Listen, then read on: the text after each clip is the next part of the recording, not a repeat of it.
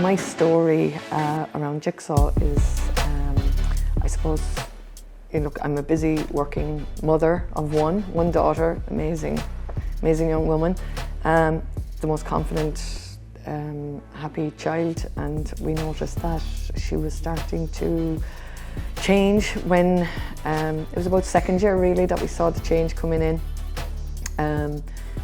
Her mood was, she didn't want to go to school, she was crying a lot, became more and more alienated from her peers, and I could see this happening in front of me and I just didn't know what to do. So it started with meetings with the school, meetings with the GP, a referral to CAMS, but we were turned away from that because she was not severe enough.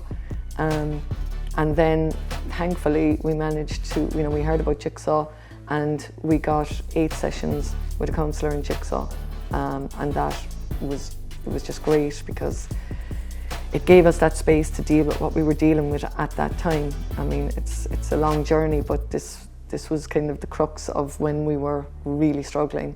They were there and they helped big time.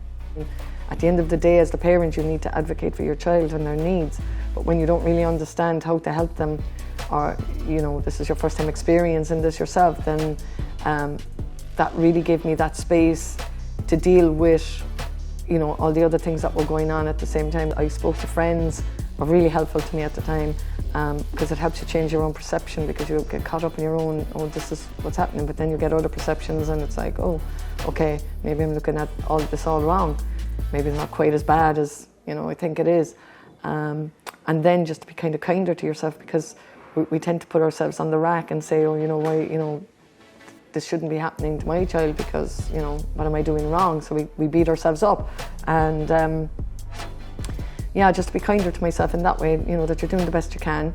And at the end of the day, you put your child's needs ahead of everything else and you just try to help them as much as you can. My daughter was a kind of a toolbox, where they said, when these feelings arise, how do you cope with them? And she shared that with me. And we would do it together, anything from breathing to talking about the voice in the head where, this is happening, how do we deal with it? I could see at that time, and I mean this was 3 years ago when Anna was 15, and I could see her spiralling. I could see it happening in front of me, and the fear that brought, because I knew that without some sort of intervention that I was going to be one of those parents that ended up not understanding why she had a child who could have been, leading down a very different path to, the happy girl that I have back again,